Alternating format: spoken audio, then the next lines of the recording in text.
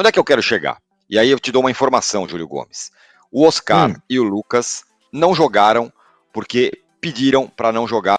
Salve, salve, galera! A partida de ontem contra o Palmeiras teve uma surpresa na escalação do São Paulo. Oscar e Lucas, dois dos principais atletas do elenco, não foram escalados para iniciar o jogo e só entraram no segundo tempo. Especulou-se muito sobre o que teria motivado Zubeldia a deixar os dois jogadores no banco em um clássico tão importante. Mas o motivo foi revelado e você verá neste vídeo, portanto fique até o final para saber e veja também. Após chegada de Oscar, São Paulo confirmou novo camisa 11 no elenco. Sem mais enrolação, só peço seu like no vídeo e que se inscreva no nosso canal.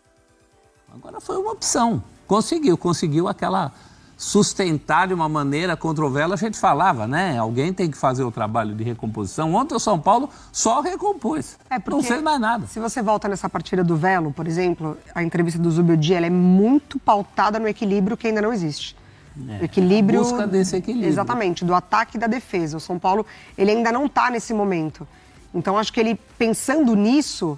Passou do ponto. Exatamente, priorizou essa parte de, não, então perder a gente não pode. Porque ou ele ataca e ele corre muito risco de ser atacado, como ele foi contra o Velo Clube, justamente porque ele ainda não tem esse equilíbrio, justamente porque o São Paulo ainda não está muito bem estabilizado ali na parte defensiva do jogo. Então, acho que isso entrou ali nesse momento. A gente não tem uma solidez defensiva. Se eu tiver que atacar o Palmeiras, eu sei que eu vou sofrer lá atrás. Porque sofri contra o Velo Clube. Como que eu não vou sofrer contra o Palmeiras? Aí ele estancou. Teve um momentinho do jogo ali no começo do segundo tempo. Eu falei do lance que o Caleri sairia na frente do Everton, se o Everton não se antecipa com o pé. Tem também uma boa jogada de contra-ataque, que tem dois jogadores e o André Silva toca a bola errado. Ali se tem um outro jogador ali com uma outra qualidade... E ali do Caleri acho que estava impedido no Everton. É engraçado, né? Em São Paulo, não sei se todos dos grandes, né? Pelo menos três apresentam problemas defensivos, né? Santos, São Paulo e Corinthians. E eles se alternaram nos clássicos, né? Exato. Não teve um que sobressaiu nos clássicos. E o Palmeiras talvez não apresente essa fragilidade defensiva, acho que é o contrário, né? Talvez o ataque a gente olha com um pouquinho mais de cautela e preocupação em relação ao que pode ser a sequência da temporada, mas olhando para os outros três, acho que está claro, né? Uma fragilidade ou uma certa preocupação ali do torcedor quanto ao que será, né? Um medo de perder que às vezes tira a vontade de ganhar. O Palmeiras foi o único que não perdeu o clássico, né? Porque ele empata 2 e vence. Empata Corinthians e empata São Paulo, vence o Santos. Isso. O Santos perde do Corinthians, vence o São Paulo e perde do Palmeiras. E o São Paulo vence o Corinthians, empata com o Palmeiras e perde do Santos. E tem uma coisa envolvendo todos esses jogos, que eu trocava mensagens com um amigo da velha guarda ontem, clássicos em São Paulo, há um tempo atrás, o fator casa não era tão determinante. Aqueles jogos no Morumbi que ninguém sabia quem era o mandante, né? Até porque tinha torcida, né? Você tinha as torcidas. Visitantes. E os clássicos em São Paulo, com essa nova configuração, relativamente nova, com as arenas, com a casa de cada um, com o São Paulo assumindo o Morumbi como sua casa em torcida única, de uma maneira que não era, está acontecendo que quem joga fora, o time de fora, joga quase como um time pequeno contra o outro grande. Engraçado. Não é mais aquela coisa franca. Ô, professor, isso aí dá uma boa análise de TCC. Faz o seu terceiro TCC. Cara. Vamos fazer? Você pode fazer. Vamos fazer isso aí? Não, eu só oriento. Agora. Eu não acelero nem freio. Única, como a torcida única... Muda o jogo. Influencia taticamente, né? Pode influenciar taticamente. E digo mais, aí é uma questão mais, talvez, pessoal, né? E filosófica, que não dá pra quantificar. Como deixa o jogo mais chato, mais medroso. Piora a qualidade. O professor pode me ajudar, porque eu não vivi essa época. Quando o Morumbi era o equivalente em São Paulo ao Maracanã no Rio, ou seja, recebia os clássicos, recebia os jogos grandes, mesmo de clubes que não eram São Paulo, os clássicos eram meio a meio. Torcida meio a meio. Deveria ser meio a meio, né? Geralmente tinha sempre uma torcida que comprava mais ingressos. Tudo bem, mas teoricamente estava aberto para os dois. Porque assim, além de não ter... Porque você tem dois passos. Um é o clássico meio a meio. Depois você tem o clássico com 10%, 90-10. Agora você tem o clássico 100-0. E aí você muda o peso do jogo, muda a estratégia. Ontem, eu acho que esse jogo excessivamente defensivo do São Paulo tem alguns pontos. Ele decide poupar jogadores importantes, grandes, num clássico. Então, se ele tira Lucas e Oscar do clássico e perde o clássico, ele vai ter que, Zubeldia, depois de 3 jogos sem vencer, ele completou o 4º ontem, explicar, vem cá, você vai jogar um clássico, perde pro Palmeiras e não coloca os principais jogadores do time? Como assim? Então, a partir do momento que ele não coloca os principais jogadores do time, é assim, não vou perder. Então, vamos retrancar, muita marcação, 3 zagueiros, o pessoal chegando junto mesmo no meio de campo e tal. Fazer gol, isso é um detalhe. Se fizer, fez. Se não fizer, tudo bem. O importante é não perder o jogo para não ser cobrado. Porque se ele perde para o Palmeiras, depois de ter empatado com o Velo Clube, de ter empatado com o Inter de Limeira e ter perdido para o Bragantino, apesar da classificação estar tranquila ainda, a cobrança ia ser muito grande. Não perdeu para o Palmeiras fora de casa. Tá bom, passa. É a sensação hoje do torcedor de São Paulo, mas também está devendo futebol. Então, isso que eu ia falar. Não sei se dá para fazer essa análise, mas se o São Paulo não estivesse classificado, repito, não sei se dá para fazer essa análise, se seria um anacronismo, sei lá, qualquer outra dessa, prof. A cobrança não seria meio parecida com a do Palmeiras em termos de bola, de futebol apresentado? Mas aquela cobrança, ela tá ali, ó, debaixo do tapete. Tá. Ela tá debaixo. É que ontem. O Zubeldia já estava pressionado. Ontem o São Paulo foi para não perder e não perdeu. Quem precisava mais da vitória era o Palmeiras, por todas as circunstâncias de classificação. Então, não perdeu, mas também não é. A torcida do São Paulo tá sorridente, alegre, feliz. Não, porque ela olha para trás, vê empate com o Velo, com a Inter e derrota para o Bragantino. Então ele sai ali menos mal do jogo de ontem, mas sai ainda com um saldo devedor junto à torcida. Ele sai para mandar 2 jogos em Brasília e volta com 2 pontos. Isso com certeza influenciou também, né? Jogar Ele lá foi cobrado. 10 mil pessoas, né? 10 mil, 9 mil. Foi cobrado na coletiva, naquele período Shakira. Ele foi cobrado na coletiva, que perguntaram para ele, mas você entra com os principais jogadores de 2 jogos com pequenos e não joga o clássico? Ele falou, não, mas é a mesma coisa. E vale 3 pontos. Eram 6 pontos, mas alguém tinha que ter falado para ele, mas você só trouxe 2.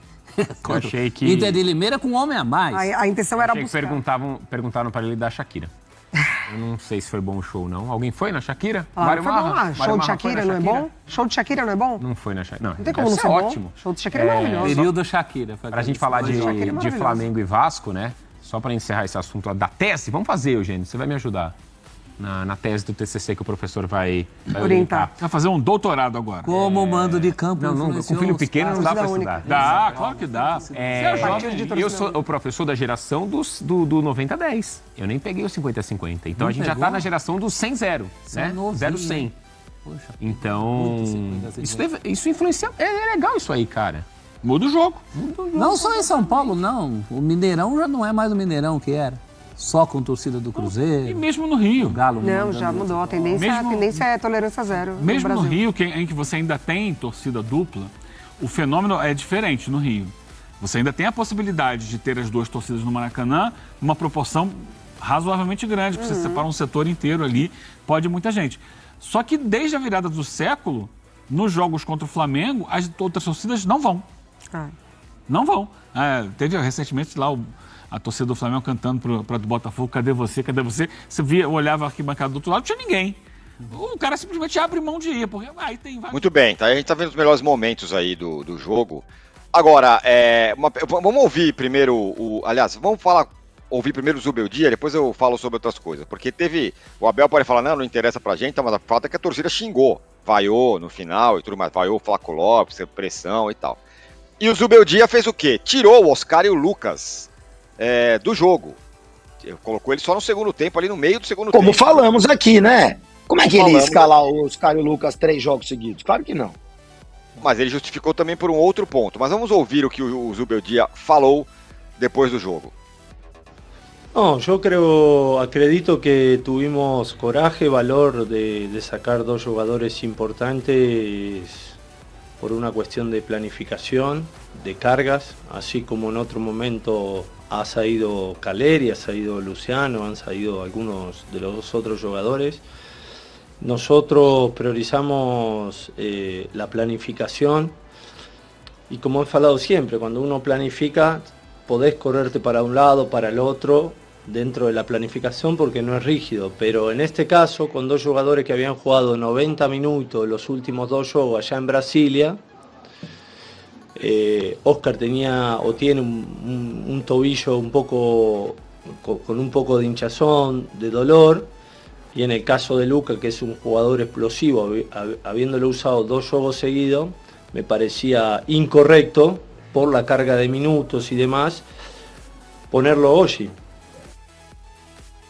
Muito bem, tá aí o Zubeldia. Falou, deu uma rodada, girada. E o em outro campo? trecho. Pois é aí que eu ia chegar. Em outro trecho da entrevista, ele fala: nenhum jogador gosta de jogar no sintético. Falou com todas as letras. Ele falou assim: e eu mesmo encerrei a minha carreira, não foi por causa do sintético, mas com 23 anos, com uma lesão incurável no tornozelo. Não sei onde foi a lesão do Zubeldia como jogador. Onde é que eu quero chegar? E aí eu te dou uma informação, Júlio Gomes. O Oscar e o Lucas não jogaram porque pediram para não jogar no sintético. Então, portanto, essa decisão de não ter colocado no sintético hoje, ela foi tomada antes, e é por isso que eles jogaram quinta-feira. Essa é uma informação, não é uma informação, é isso mesmo, eles não queriam jogar no sintético. E está se formando alguma coisa com relação ao sintético. O Neymar não quer jogar no sintético, o Lucas e o Oscar não querem jogar no sintético, e por aí vai. Esse é um ponto. Falta falarem. Hã? Falta falarem. Falta falarem, eu concordo com você. No ano retrasado, no campeonato de 2023, o Luis Soares também não ia jogar contra o Botafogo no sintético. E aí o Botafogo acabou precisando jogar em São Januário, né? Contra o Grêmio. Aí o Grêmio por outra razão, né? Ele não jogou lá porque tinha show e tal. É isso, mas ele não jogaria, né? Isso foi falado a boca pequena na época pelo Grêmio, né? Então, assim, que esses jogadores se manifestem. Porque o que era só o estádio do Atlético Paranaense, hoje é o do Atlético Paranaense, é o do Palmeiras, é o do Botafogo, é o do Atlético Mineiro, é o Pacaembu aqui em São Paulo, em que a Portuguesa está fazendo de tudo para jogar no sintético, porque é uma vantagem para quem joga e é uma desvantagem para os jogadores, uma desvantagem física para os jogadores de uma forma geral. Ninguém gosta. Alguém precisa ouvir os caras precisam se manifestar mais. Pois aí o Zubeldia falou meio, mas não falou com todas as letras. Essa situação, então, do sintético. Agora, sobre o jogo, ele poupou, colocou 3 zagueiros e travou o Palmeiras, né? Não foi um grande jogo do São Paulo, tem até uma chance boa com o Lucas ali, poderia ter feito um gol, o Everton salvou, mas foi só. Sim. Mas, quando você olhar uma coisa e outra, o fato é que o São Paulo saiu na vantagem, né? Saiu na vantagem, ele consegue atrapalhar a vida do Palmeiras, que é importante, todo torcedor quer isso. Eu achei que o São Paulo com o time reserva fosse tomar um sacode do Palmeiras, não foi um time reserva, né? Mas foi um time modificado e sem as duas principais estrelas. Fiquei surpreso com a presença do Caleri. E Tirone, o Zubeldia chegou a esse jogo, ele passou a semana muito pressionado depois dos 2 jogos pífios do São Paulo, 3 jogos pífios, né? 2 lá em Brasília e um anterior contra o Bragantino também com jogador a mais. E a gente continua vivendo, na verdade, em cima do resultado no futebol, porque se o Flaco Lopes mete um gol de cabeça ali no fim do jogo e o Palmeiras perde de 1-0, nesse exato momento a gente estaria falando se o Zubeldia fica ou não fica no comando técnico do São Paulo. Como acabou se livrando e ficando com esse 0-0, meio que limpou a barra dele. Assim como o Ramon Dias no ano passado ia ser demitido na segunda-feira, antes do jogo contra o Palmeiras. O Corinthians foi lá, foi massacrado pelo Palmeiras durante 20 minutos, não levou gol, fez os dele, ganhou em Itaquera, e a partir daí a vida do Ramon Dias foi outra lá no Corinthians, né? Infelizmente a gente continua nesse universo em que o resultado do último dia é o que importa. E para o Zubeldia importava não perder, ele acabou não perdendo, ganha um fôlego, ganha uma chance de continuar ali no São Paulo. Não sei se seria demitido, talvez a diretoria do São Paulo me desmentisse, né? Mas no futebol brasileiro a gente já viu mais vezes técnicos serem demitidos do que não serem quando as coisas vão mal, né, Tirone? Concordo com você. E na verdade, antes do jogo começar, a expectativa o Palmeiras vai passar o trator, vai ganhar, não sei o que, vai jogar em casa. Tem a ver com o Zubeldia? Esse cabeceio do Flaco Lopes aí não tem a ver com o Zubeldia. Mas se a bola entrasse... A bola até desviou no Igor Vinícius ali na hora do cruzamento, mas sim, não tem a ver. Garantido na fase de grupos da Libertadores da América, o São Paulo contratou o meio-campista Oscar, atleta formado em Cotia, a custo zero. O jogador estava livre no mercado após o fim do contrato com o Xangai Porte e aceitou voltar ao Morumbis. Recebeu a camisa 8. Além do reforço, o clube se despediu de alguns jogadores importantes nos últimos anos, como Rafinha, atualmente no Coritiba, Wellington Rato, novo reforço do Vitória, e Rodrigo Nestor, contratado pelo Bahia. O último, por sinal, deixou a camisa de número 11 vaga. O São Paulo não perdeu tempo e deu um novo dono para a mesma. O escolhido foi o atacante Ferreirinha, que vestia o número 47 anteriormente. A opção da troca foi pensada pela própria diretoria do clube. Em entrevista ao site oficial do Tricolor, Ferreira demonstrou sua alegria em vestir o novo número, que já havia sido utilizado anteriormente no Grêmio. Entretanto, destacou que o principal é defender o São Paulo. Não foi uma escolha, a direção me comunicou, o Rui Costa e o Carlos Belmonte, que iam me disponibilizar essa camisa, fiquei muito feliz, joguei com ela no Grêmio também. Mas o mais importante é vestir a camisa do São Paulo, disse o jogador. Ferreira foi uma peça fundamental do São Paulo na temporada passada. Titular absoluto na ponta esquerda, o jogador fez falta nas decisões, como nas partidas contra o Botafogo na Libertadores. Apesar disso, o jogador terá que lutar para manter sua titularidade, uma vez que Oscar é titular absoluto do tricolor. O camisa 8 vem atuando no lado esquerdo do campo, enquanto Lucas fica no lado oposto e Luciano no meio com Caleri à frente. E aí, torcedor, agora falando sobre o Choque Rei, deixe nos comentários o que você achou do desempenho do São Paulo. E para você que chegou até aqui, clique no link abaixo e aproveite os últimos dias da oferta de lançamento do e-book A História do São Paulo, das origens aos dias atuais. Se você é apaixonado pelo tricolor paulista, vai se encantar ainda mais quando souber de tudo que revelamos neste e-book. Toda a trajetória do time da fé, os detalhes e curiosidades jamais divulgados pela imprensa. O perfil completo dos maiores ídolos que vestiram o manto sagrado São Paulino e muito mais. E nesse vídeo não tem salve-salve, mas se você quiser ganhar um salve-salve no próximo vídeo, deixe o seu nome nos comentários e a cidade de onde estar falando.